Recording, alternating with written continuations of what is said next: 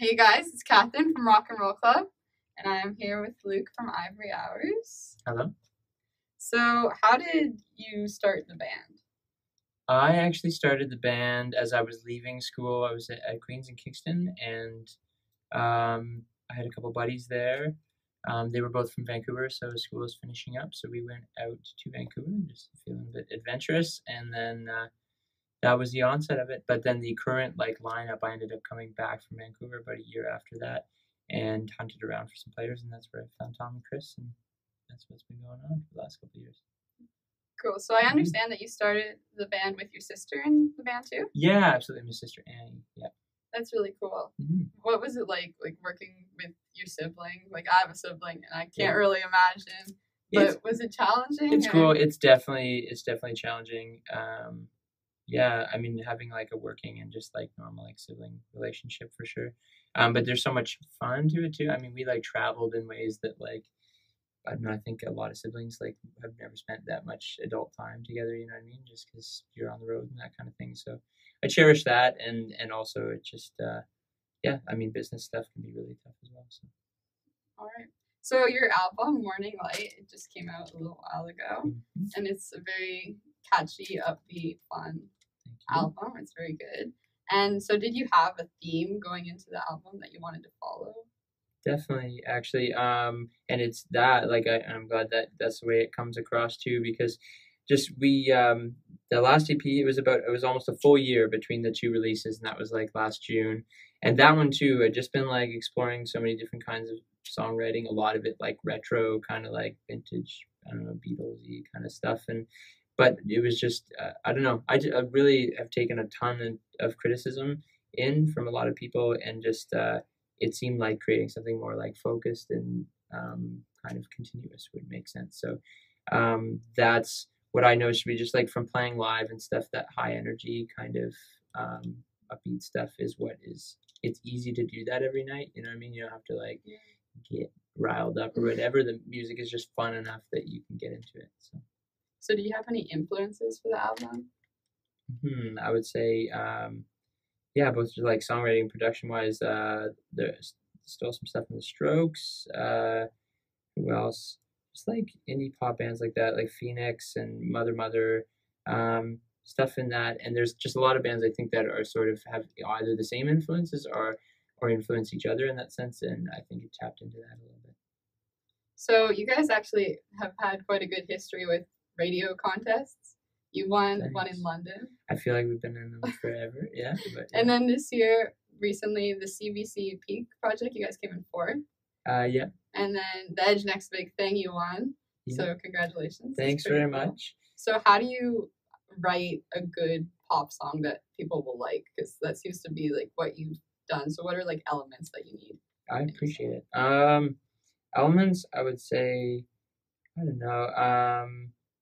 There's some pretty typical stuff, I guess. There's it's got to have a really strong intro, something ear catching, unique kind of, they call it the hook or whatever.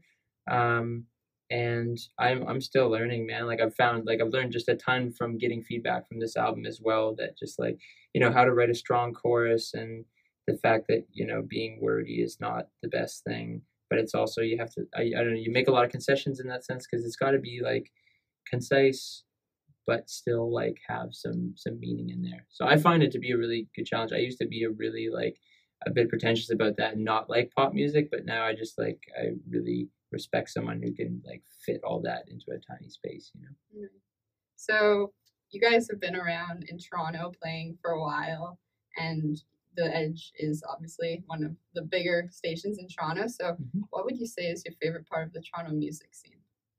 We're actually playing the Horseshoe Tavern on Saturday. I would say my favorite part by far is that there are so many venues compared to a lot of places. So there's a lot of options, and it's it's a big enough city that it can the clubs can be separated almost.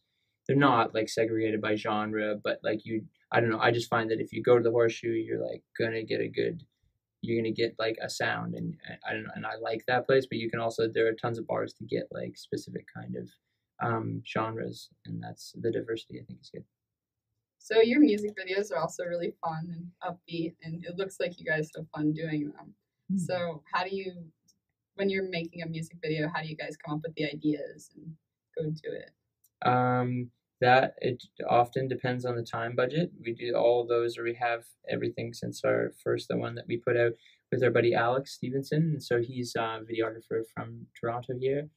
And yeah, I mean, some of the early ones we had like 5 hours, 8 hours or something with him. So it's like, we'll like we decide actually the space that we're gonna shoot in. For those ones like Mary or Hello Honey are both in my parents' huge factory that they have. So like, they're just rooms in there. We find a place we can get good lighting, and it's like, what are we gonna do? A lot of those were improvised on set, and then what some of the ones we've done recently had more time to plan, and we just like learned a ton about it, I guess. So they're a little more involved in the planning process, but still a lot of improvisation because like at least the way I work, until you get into the space, you don't really know what you can get out of it, kind of thing. So the music video for Warpaint is really cool. You guys have lots of, it's like art makeup. Yeah, that must have took a while. For sure, that one was crazy, and that was really helped out by we did.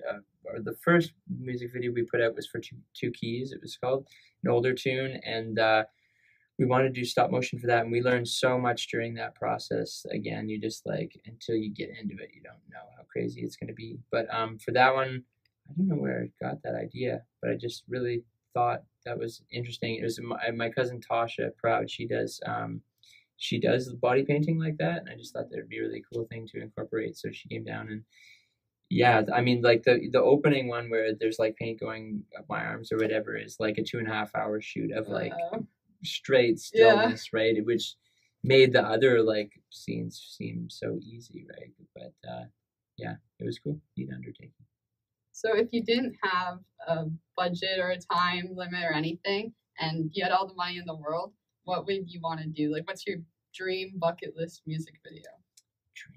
Wow. I don't know. Like the OK Go guys set a pretty high standard for like crazy shit. So I don't know, maybe something like elaborate like that. But I don't know. I have to think so practically all the time. I don't even know what it would be. I think Alex would be way more excited to hear about that budget than me because he's got really interesting, ideas. But yeah, maybe like travel to an exotic location too. I always want to do a beach thing. Probably some pyrotechnics too, I'm thinking. Mm-hmm. So since we're a high school club and we're supposed to be focusing on like education and stuff, you got a mechanical engineering degree at Queen's. Mm-hmm. So education must be pretty important to you.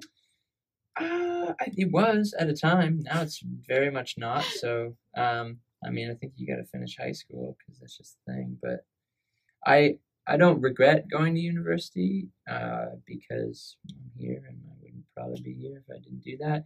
But I think that, like, I don't know, it wasn't my passion the whole time. And so I was just doing music the whole time. I think I would have liked to initiate, like, a music career a little bit sooner. And so, kudos to people who know what they want to do when they're 18 or whatever. Like, if you like radio, that's, like, crazy good on you because, you're ahead of the curve. So, but, yeah. No, I think just like don't respond. I don't know. I felt like there was like family pressure, societal pressure to just like go to university. That's what people do, but I don't really believe in that anymore. Okay. Mm-hmm. Well, so today was actually our first day of high school. Mm-hmm. So we have some high school questions for you. Cool. So what was your favorite class in high school? Favorite class? I liked...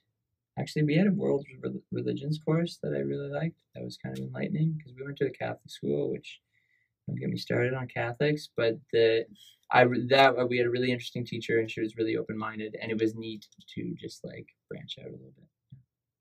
All right, and who was your favorite band in high school? Favorite band? Tough call. I was into like some heavier like metal stuff at the time. I think the Red Hot Chili Peppers though was like all-time favorite. Yeah. So, did you have an obsession in high school, like a club or a sport or anything? Probably guitar. Okay. Yeah, which is like, and that I'm thankful for. I don't know why I liked it so much, but I just did it all the time. So, yeah. Cool. And is there something you wish someone would have told you in high school about life? Just to like shut up. and just I don't know, just like not be so like opinionated. I guess I think like at so many points in my life I've like felt, you know, like you knew had all the answers or whatever, but you don't, and I still don't now, and at least now I can appreciate that. All right, awesome. Well, thank you for talking to us today. Cheers. We really appreciate it.